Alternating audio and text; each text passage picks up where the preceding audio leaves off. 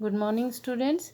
Today we will understand our second chapter, and our second chapter is King Sivi and the Two Birds. So let's understand this chapter in Hindi. इस chapter को हम लोग हिंदी में समझते हैं। और ये चैप्टर क्या है? राजा सिवी और दो चिड़ियों के बारे में। राजा सिवी जो थे वो बहुत ही फेमस थे, बहुत प्रसिद्ध से थे पूरे वर्ल्ड में, पूरे संसार में और आकाश में भी। वो अपने दयालुता के लिए बहुत ही प्रसिद्ध थे और अपने शासन के लिए भी बहुत प्रसिद्ध थे। वो हमेशा इस बात का पक्का करके रखते थे कि उनके राज्य में हर किसी को न्याय मिले और हर किसी को शांति मिले। एक दिन राजा सिवी जब अपने गार्डन में टहल रहे थे तो उन्होंने देखा कि एक बुरी तरह से जख्मी पिजन मतलब कबूतर नीचे गिरा उनके गार्डन में और पंख फड़फड़ा रहा था।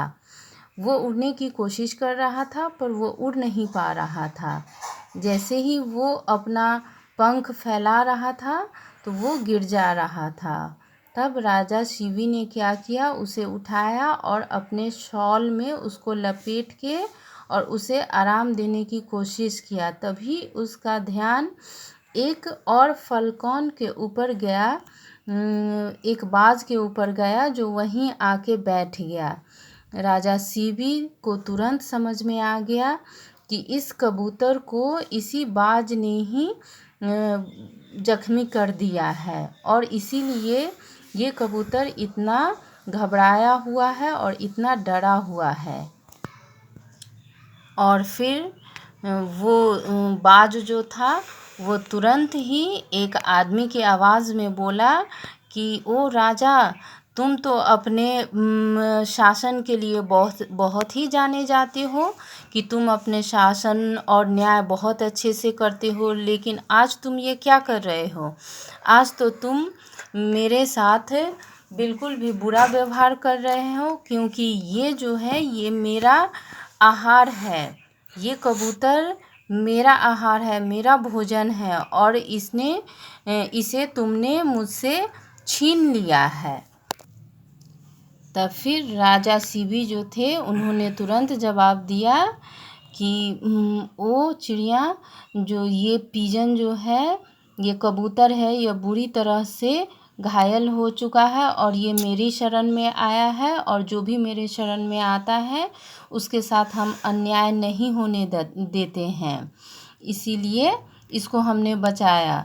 तो बाज बोला कि नहीं, ये तो मेरा भोजन है और ये तुमने ले लिया तो ये मेरे साथ बुरा होगा, इसलिए इसे लौटा दो। तो राजा सिवी बोले कि नहीं, इसका जान बख्श दो, इसके बदले में तुम जो भी भोजन चाहोगे वो हम तुमको देंगे।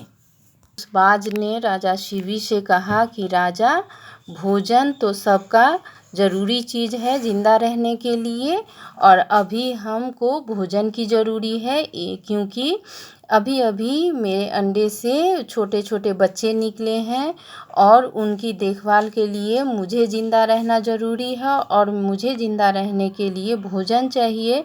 इसीलिए तुम सोचो, तुम एक जान बचाओगे और मेरे साथ कितना जान है, क्योंकि मेरा 3 बच्चा है और एक हम हैं। तो इतने सारे जीवन को समाप्त करने का क्या तात्पर्य है, जिससे एक जीवन बचा रहे हो? जो वो हमको दे दो, हम लोग खा लेंगे तो सभी 3-4 जन जिंदा रहेंगे, लेकिन वो नहीं दिया। तब उस बाज ने बोला कि राजा, आप तो मेरे साथ न्याय नहीं कर रहे हैं, आप तो न्याय करने के लिए जाने जाते हैं लेकिन मेरे साथ न्याय नहीं कर रहे हैं, मेरे और मेरे परिवार के साथ आप अन्याय कर रहे हैं, इसीलिए आप वो कबूतर हमको दे दीजिए। तब राजा बोले कि नहीं, इसके बदले में हम तुमको अपना सारा राज्य दे देंगे, लेकिन तुम इस पिजन को छोड़ दो, इस कबूतर को छोड़ दो, हम प्रॉमिस करते हैं कि हम तुमको अपना पूरा राज्य दे देंगे। तब उस बाज ने बोला कि नहीं, आपका राज्य लेके हम क्या करेंगे, हमें तो भोजन चाहिए। तो राजा बोला कि ठीक है, बताओ तुम क्या भोजन करोगे, हम वही मंगवाते हैं। तब इस बाज ने बोला कि हम तो एक मांसाहारी जीव हैं, इसीलिए हमें तो मांस ही चाहिए। आप इस कबूतर का जितना वज़न होगा उतना ही वज़न का मांस हमको दीजिए और हम उससे संतुष्ट हो जाएंगे। तो राजा शिवी बोले कि ठीक है, तुम इसको कबूतर को छोड़ दो, हम इतना ही वज़न का मांस तुमको देंगे। और फिर उन्होंने तुरंत ही एक तराजू मंगवाया और एक तरफ उस कबूतर को रखा और दूसरी तरफ अपने पैर से एक बड़ा सा टुकड़ा मांस काट के उस दूसरे पलड़े में रख दिया। और फिर क्या हुआ, वो जैसे ही बड़ा टुकड़ा रखा तो देखा कि कबूतर के तरफ तो अभी भी पलड़ा नीचे ही है, मतलब उसमें दूसरे तरफ जो वो मांस रखा था उसमें और डालना था। तो वो क्या किया, फिर एक और टुकड़ा काट के रखा, लेकिन फिर भी देखा कि वो कबूतर वाला नीचे ही है। तब वो अपना पूरा बॉडी का मांस काट काट के टुकड़ा टुकड़ा करके और सारा पार्ट्स से उस पे रखता गया और देखा कि अरे कबूतर का पलड़ा तो ऊपर आ ही नहीं रहा है।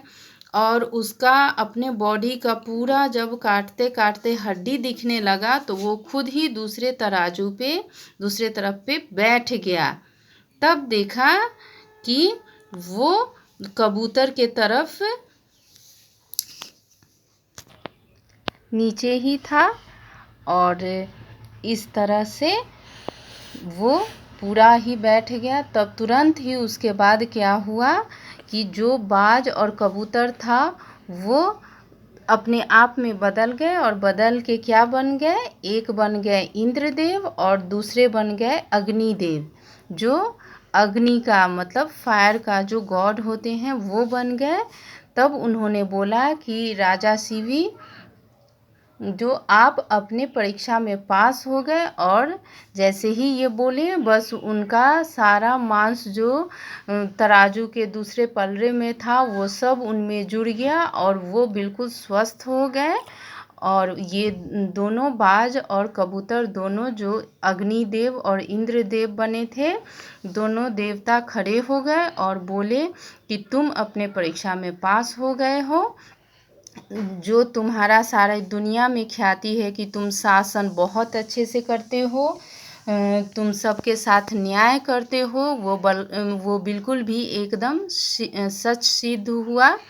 ये हम लोग तुम्हारी परीक्षा लेने आए थे। और इस तरह कह के वो वहाँ से चले गए, वो वहाँ से गायब हो गए। और इस तरह से ये इनका परीक्षा ख़त्म हुआ। सो स्टूडेंट्स, इस चैप्टर को आप लोग समझ ही गए होंगे और नेक्स्ट डे हम लोग इसका एक्सरसाइज करेंगे। So thank you.